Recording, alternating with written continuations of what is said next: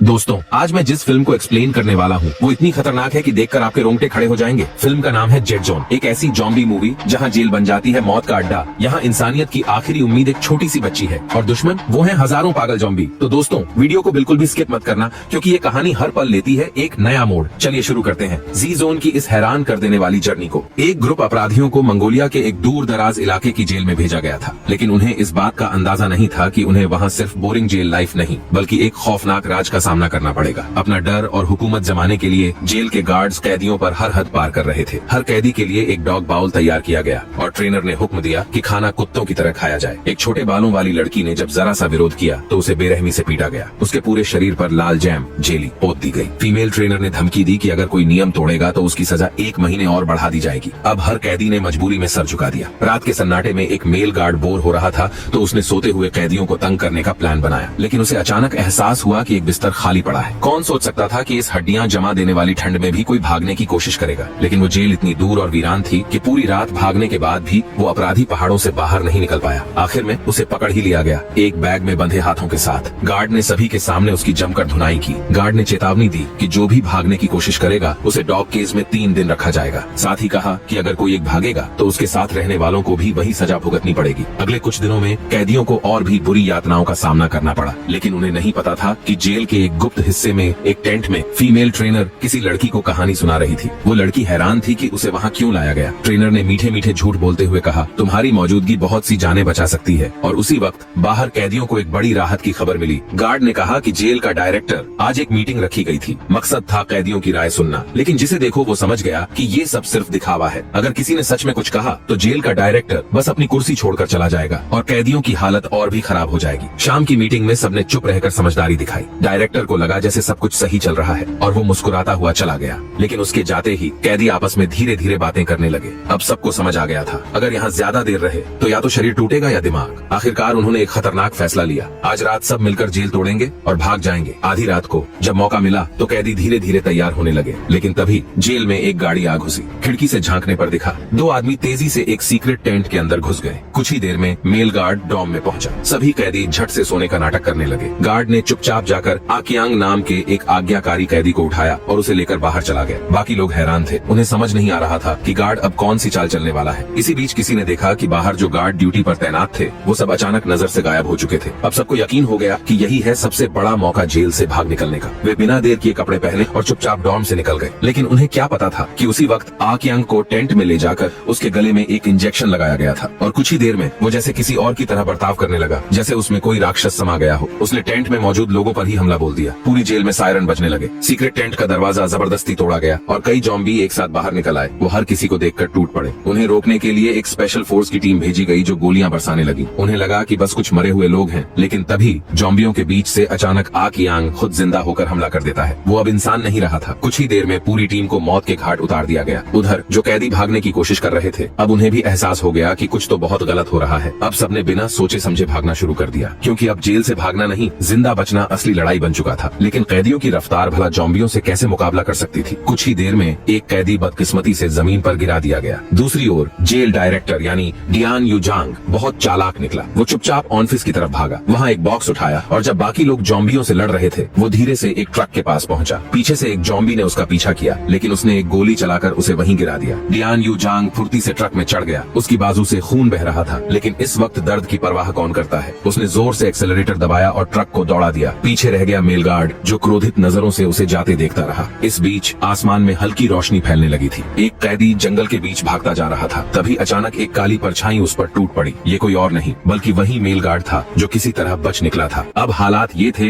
कि जॉम्बी बन चुके इंसान सबसे बड़ा खतरा बन चुके थे, इसलिए दुश्मनियां भुलाकर सब एकजुट होने लगे। दूर एक ट्रक खड़ा दिखाई दिया। कुछ बहादुर कैदी चुपके से ट्रक के पास पहुंचे, लेकिन जैसे ही दरवाजा खोला अंदर से 2 जॉम्बी निकल पड़े। गार्ड और कैदियों ने मिलकर एकजुट होकर उनसे मुकाबला किया, मगर इस झगड़े की आवाज बहुत तेज थी और आसपास के सारे जॉम्बी वहीं आ गए। उस पर ट्रक की चाबी भी जल्दबाजी में टूट गई। अब उनके पास कोई चारा नहीं था। सबको ट्रक छोड़कर फिर से भागना पड़ा। भागते भागते आखिरकार वे वापस उसी जेल तक पहुंच गए जहां से उन्होंने भागने की कोशिश की थी। कम से कम अब उनके पास छत तो थी। इसी मौके का फायदा उठाकर मेल गार्ड फिर से खुद को बॉस समझने लगा, लेकिन इस बार कैदी चुप नहीं बैठे। एक साथ सबने उस पर हमला कर दिया। उसे जान से नहीं मारा, लेकिन बुरी तरह पीटा। अब बहुत हो गया था। लंबे बालों वाला एक कैदी आगे आया और पूछा, आखिर तुम तुम लोग इस जेल में कर क्या रहे थे? मेल गार्ड अब पूरी तरह टूटा हुआ था। उसने सच्चाई बतानी शुरू की। असल में इस जेल के एक सीक्रेट कैंप में एक एक्सपेरिमेंट चल रहा था। हर कैदी को धीरे धीरे एक टेस्ट सब्जेक्ट बनाया जा रहा था, लेकिन ये कोई नहीं जानता था कि बीते कल एक बड़ी गलती हो जाएगी और उसका अंजाम आज सबके सामने होगा। हालांकि मेल गार्ड ने यह भी कहा कि वो खुद उस एक्सपेरिमेंट का हिस्सा नहीं था। मेल गार्ड ने कहा वो सिर्फ एक्सपेरिमेंट के लिए कैदी लाता था, बाकी असली डिटेल्स उसे खुद भी नहीं पता थी। लेकिन कैदियों को उस पर जरा भी भरोसा नहीं था, तो उन्होंने एक रस्सी उठाई और उसे कसकर बांध दिया। 2 कैदियों को छोड़ दिया गया उसकी निगरानी के लिए। बाकी सभी लोग एक पास खड़ी बस में जाकर सो गए। कल रात से अब तक किसी को ठीक से आराम तक नहीं मिला था और अब तो किसी में ये सोचने की भी ताकत नहीं थी कि आगे क्या करना है। उधर जंगल में 2 कैदी पीछे छूट गए थे। जॉम्बी उनका पीछा कर रहे थे, लेकिन किस्मत से वे किसी तरह बचकर वापस जेल तक पहुंच गए। उन्होंने आते ही सबको एक भयानक खबर दी। ये वायरस बहुत तेजी से फैलता है। अब जेल के बाहर सिर्फ जॉम्बी ही जॉम्बी हैं। अब सबको लगने लगा था कि सिर्फ यहीं छिपकर रहना मतलब खुद अपनी मौत बुलाना। इसी वक्त मेल गार्ड ने एक और बात बताई। आसपास और भी कुछ ऐसे ही कैंप हैं। अगर हम वहाँ पहुँच जाएं तो शायद बच सकते हैं, लेकिन उन जगहों का सही लोकेशन सिर्फ उसी को पता था। अब ये जानकारी उसकी सौदेबाजी की ताकत बन गई और वो फिर से खुद को सबसे ऊपर समझने लगा। उसी वक्त अभी अभी लौटे कैदी आ बिंग को अचानक उल्टी होने लगी। कुछ लोग पास आए तो देखा उसकी गर्दन पर जॉम्बी का पंजा पड़ा था। बिना किसी शक के आ बिंग भी अब इन्फेक्टेड हो चुका था। बस अब ये देखना बाकी था कि वो कब जॉम्बी में बदलता है। कुछ कैदी झटपट उसकी जान लेने दौड़े, लेकिन लंबे बालों वाला कैदी उन्हें रोक कर खड़ा हो गया। तभी आ बिंग खुद खड़ा हो गया और मेल गार्ड की गर्दन से सीटी खींच कर ले गया। फिर पूरी रफ्तार से जेल के बाहर भागा। उसे पता था अब उसका वक्त पूरा हो गया है, इसलिए उसने चुनी कुर्बानी ताकि जॉम्बी उसकी तरफ जाएं और बाकी सबको भागने का मौका मिल सके।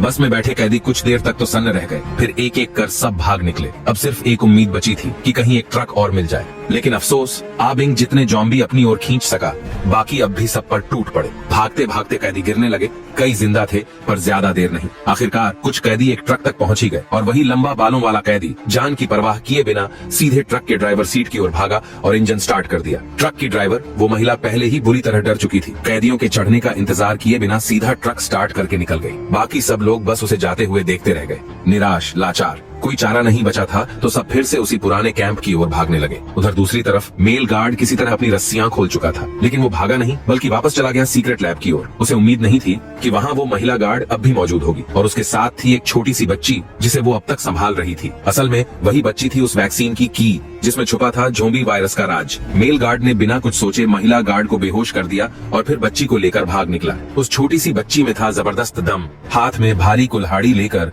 वो खुद ज़ोंबियों को काटती काटती मेल गार्ड के साथ एक और कैंप तक पहुंच गई। उधर लंबे बालों वाला कैदी और उसके 2 साथी भी दोबारा उसी पुरानी जेल में लौट आए थे। वो लोग एक नक्शा देख रहे थे, किस रास्ते से जान बचाई जाए। तभी महिला गार्ड वहां आ पहुंची। लंबे बालों वाला आदमी उस पर हाथ उठाना नहीं चाहता था, उसे चाहिए था सिर्फ सच। तो महिला गार्ड उन्हें लेकर गई मॉनिटर रूम की तरफ और वहीं उसने पहली बार सबको वो डरावनी हकीकत दिखाई। कैसे हुआ था ये पूरा एक्सपेरिमेंट। कुछ समय पहले वैज्ञानिकों ने एक ऐसा पैरासाइट खोजा था जो इंसानी दिमाग और व्यवहार को कंट्रोल कर सकता था। उन्हें लगा था इसे एक जैविक हथियार की तरह इस्तेमाल किया जा सकता है, तो उन्होंने कैदियों पर एक्सपेरिमेंट शुरू किया वायरस से लड़ने की दवा खोजने के लिए। बहुत मुश्किलों के बाद अंत में उस छोटी बच्ची के शरीर से पहली वैक्सीन निकाली गई। लेकिन फिर आया असली ट्विस्ट। कैदी आक्यांग, जो खुद इस प्रोजेक्ट का गिनी पिग था, वो पहचान गया कि वायरस अब पहले से ज्यादा खतरनाक हो चुका था। वैक्सीन बेअसर साबित हुई, बल्कि उसी से वायरस और भी म्यूटेट हो गया। अब ये इंसानों की अक्ल छीन लेता था और पहले से ज्यादा तेजी से फैलता था। अब इस वायरस को रोकने का एक ही तरीका था, वो बच्ची। लेकिन अब तो उसे मेल गार्ड उठा ले गया था। लंबे बालों वाले आदमी ने जब ये सब सुना तो उसने महिला गार्ड की बातों पर भरोसा किया और ठान लिया कि वो बच्ची को वापस लाकर रहेगा। महिला गार्ड ने जेल में ही रुकने का फैसला किया और उसने उन्हें पास वाले कैंप का लोकेशन बता दिया, जहां शायद मेल गार्ड बच्ची को लेकर छिपा होगा। ज्यादा वक्त नहीं गुजरा, लंबे बालों वाला आदमी उस पते के सहारे पहुंच चुका था। अगले कैंप में किसी ने सोचा भी नहीं था जो महिला ड्राइवर पहले भाग गई थी वो भी अब यही मौजूद थी। असल में वो मेल गार्ड से शांतिपूर्वक बात करना चाहती थी, लेकिन तभी पिछली रात भागा हुआ डीएन यूजांग अचानक कमरे का दरवाजा खोलकर घुस आया। जैसे ही उसकी नजर मेज पर रखे खाने पर पड़ी, उसकी भूखी आंखें चमक उठी। सब लोग उसकी बंदूक देखकर चुपचाप बैठे रह गए। हिलने की हिम्मत भी किसी में नहीं थी। डीएन यूजांग घमंड से बताने लगा कि पिछली रात जब मेल गार्ड को ज़ोंबी ने काटा था तो उसने खुद को तुरंत एक वैक्सीन का इंजेक्शन लगा लिया था, लेकिन किस्मत ने साथ नहीं दिया। इंजेक्शन लगते ही उसके शरीर में वायरस फिर से एक्टिव हो गया। मेल गार्ड ने इसका फायदा उठाया और तेजी से उसकी बंदूक छीन ली। महिला ड्राइवर को परवाह नहीं थी, वो तो बस छोटी बच्ची को लेकर वहाँ से भाग निकली। वो तुरंत उस नर्क जैसी जगह से दूर निकल जाना चाहती थी। गाड़ी का स्टार्ट होना मेल गार्ड ने सुन लिया था। उधर लंब बालों वाला कैदी गन छीनने के लिए गार्ड पर झपटा। दोनों के बीच जबरदस्त हाथापाई होने लगी। इसी बीच जो महिला ड्राइवर भाग चुकी थी उसे शायद पछतावा हुआ। उसने कार अचानक रोक दी और तय किया वो वापस जाकर लंबे बालों वाले कैदी को बचाएगी। इस बीच लंबे बालों वाले ने आखिरकार गन पर काबू पा लिया और बिना हिचक ट्रिगर दबा दिया। गोलियों की आवाज ने पास के सारे झोंबी खींच लिए, लेकिन उसने मेल गार्ड को मारा नहीं, क्योंकि उसे पता था अकेले वो कभी जिंदा नहीं बच सकता। दोनों ने मिलकर झोंबियों से आखिरी जंग लड़नी शुरू की। तभी महिला ड्राइवर गाड़ी लेकर वापस आ गई। वो जोर से चिल्लाई, जल्दी चढ़ो, पर अब देर हो चुकी थी। झोंबियों की संख्या बेकाबू हो गई थी। कुछ झोंबी गाड़ी तक पहुंच चुके थे और उन्होंने महिला ड्राइवर को बुरी तरह काट खाया। मेल गार्ड भी झोंबियों के बीच फंस चुका था। वो कुछ नहीं कर पाया, बस गाड़ी स्टार्ट की और जो बचे थे